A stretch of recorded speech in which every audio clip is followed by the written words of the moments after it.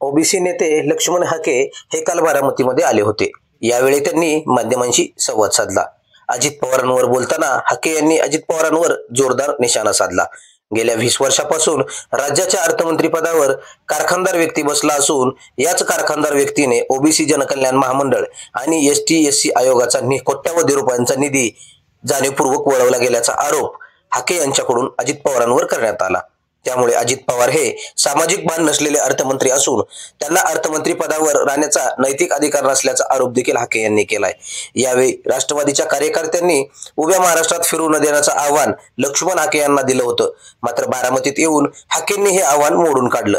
त्यामुळे राष्ट्रवादीच्या कार्यकर्त्यांनी दम असेल तर मला रोखून दाखवावे असं प्रति आव्हान देखील हाके यांच्या वतीनं करण्यात आले। यावेळी हाके यांच्याशी बातचीत केली आहे। प्राध्यापक लक्ष्मण हाके सर आपल्या सोबत आहेत। आपण त्यांच्याशी बातचीत करू। सर, आज राज्यभर फिरताय, देशात संपूर्ण राज्यामध्ये अहिल्यादेवी होळकर जयंती मोठ्या उत्साहात साजरी केली जाते। या अगोदर मात्र असं घडलं नव्हतं। मात्र आता भाजपचं सरकार आहे, तुम्ही देखील उल्लेख केला, या अगोदर असं घडलं नव्हतं। गोपीचंद पडळकर चौंडीमध्ये अक्षरशः भावूक झाल्याचं चित्र त्या ठिकाणी पाहायला मिळालं। या सगळ्या वातावरणामुळे तुम्ही लोकांना भेटताय, काय नेमक्या लोकांच्या भावना? हे बघा, पुण्यश्लोक ही उपाधी या भारतवर्षामध्ये अहिल्यादेवी सोडून कुणालाही नाही। पुण्यश्लोको नलराजा, पुण्यश्लोको धर्मराजा, पुण्यश्लोको युधिष्ठिरा म्हणजे श्रीकृष्ण, हे देवातले पुण्यश्लोक आहेत। पण मानवात जन्माला आलेल्या पुण्यश्लोक अहिल्यादेवी होळकर त्यावेळी काय अशी डिग्री बिग्री कोणाकडून दिली जात नव्हती।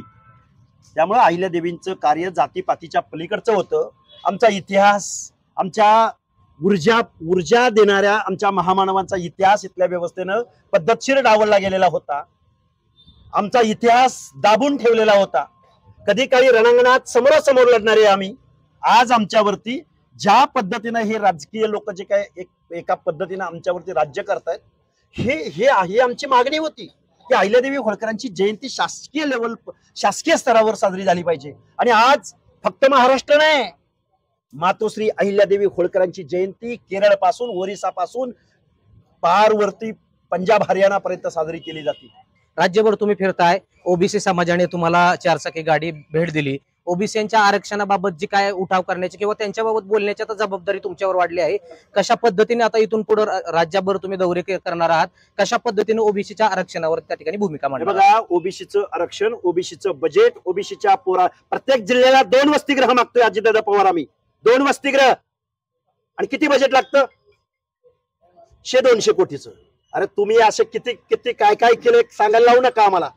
त्यामुळं ओबीसीच्या हक्क अधिकार हे तर झालंच, आरक्षण हे तर झालंच, पण आम्ही 60% असू तर आम्हाला किमान 30-40% निधी आमच्या सामाजिक न्यायाच्या योजनांसाठी मिळाला पाहिजे। यावरती आम्ही आंदोलन सुरू करू। तुम्ही राज्यभर फिरताय, गेल्या 2 दिवसापासून तुम्ही अजित पवारांवर टीका केली की अजित पवार हे महाजातीवादी आहेत, अजित पवार हे अर्थमंत्री पदाला गोचिड्यासारखे चिटकून राहिलेत। या वक्तव्यामध्ये तुम्ही जो वक्तव्य केल्यानंतर राष्ट्रवादीच्या कार्यकर्त्यांनी तुम्हाला आव्हान दिलं, तुम्ही राज्यभर तुम्हाला फिरू देणार नाही। आज तुम्ही पवारांच्या बारामतीमध्ये आलाय। बघा, अजितदादांच्या कार्यकर्त्यांनी मी जे प्रश्न उपस्थित केले त्याला उत्तर दिलं असतं तर एवढी हमरी तुमरीवर येण्याची भाषा निर्माण। अहो, आमदार वरिष्ठ सभागृहाचा काय परंपरा आहे, काय वारसा आहे? तो अमोल मिटकरी म्हणतो की लक्ष्मण हाके YZ आहेत का? आता त्या YZ चा अर्थ या अमोल मिटकरीला विचारायचा का? अजितदादा, तुम्ही असला विधान परिषदेवर तुम्ही प्रवक्ता नेमलाय का? YZ ब्राह्मण समाजावरच्या वैदिक पद्धतीवरती मिमिक्री करणारा, त्यांना टार्गेट करणारा, आत्ताचे मुख्यमंत्री देवेंद्र फडणवीस वरती मिमिक्री करणारा हा अमोल मिटकरी, उद्धव ठाकरेंचे चिरंजीव आदित्य ठाकरेंचा आवाज काढून मिमिक्री करणारा, या माणसाला काय माहिती आहे सोशल जस्टिस?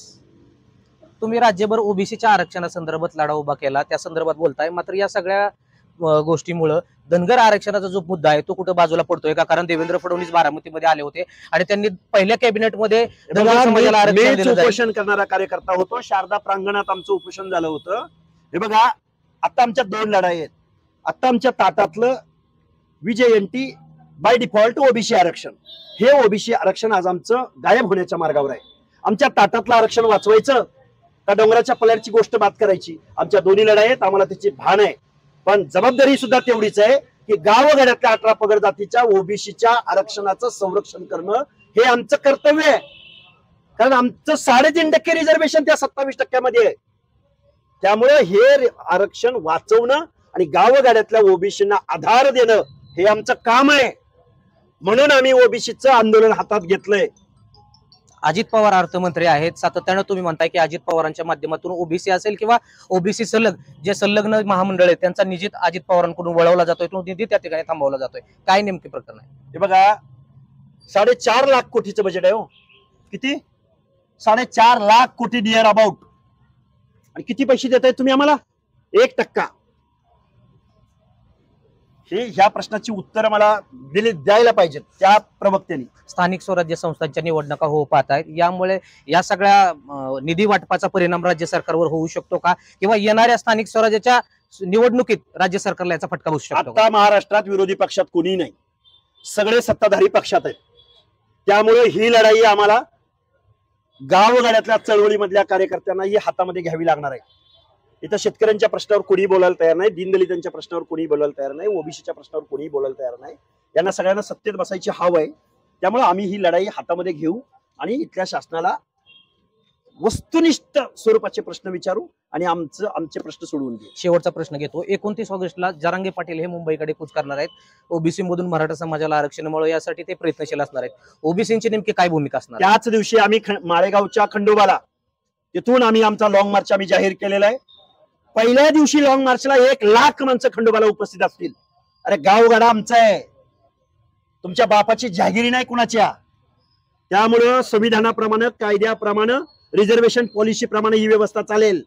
कायदा हातात घेऊन मोडतोड करून बॅकडोअर जर कोण हात घुसू पाहत असेल तर आमच्या हक्काधिकाराचं संरक्षण करण्याची जबाबदारी आमची आहे. तुम्हाला जी गाडी मिळाली, या गाडीवरून आता चौफेर टीका होते, त्यामधून अमोल मिटकरी असं म्हणतात की ही गाडी स्वतः हाकेंनी घेतली आणि ओबीसींनी दिली असं भासवत आहेत. हाके कधीपासून ओबीसींचे नेते झाले? तुझ्या सर्टिफिकेटची काय गरज आहे मला?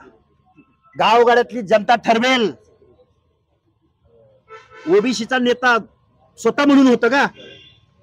त्यामुळे हे अमोल मिटकरी थिल्लर माणूस आहे, काय ते सोडून द्या विषय. खूप खूप धन्यवाद. हे होते प्राध्यापक हाके सर. अमोल मिटकरी हा थिल्लर माणूस आहे आणि ओबीसींनी जी गाडी दिली ही ओबीसींनी दिली, यामध्ये कुठलाही गैर नाही. यामुळे आता राज्यभरात कालावधीमध्ये 29 ऑगस्टला जरी जरांगे पाटलांनी त्या ठिकाणी मुंबईकडे कूच केली तर ओबीसी समाज हा देखील मोठ्या संख्येने एक लॉंग मार्च काढणार आहे आणि तो देखील मुंबईला धडकणार आहे असं देखील हाके यांनी सांगितलं. तुर्तास आपण इथे थांबू.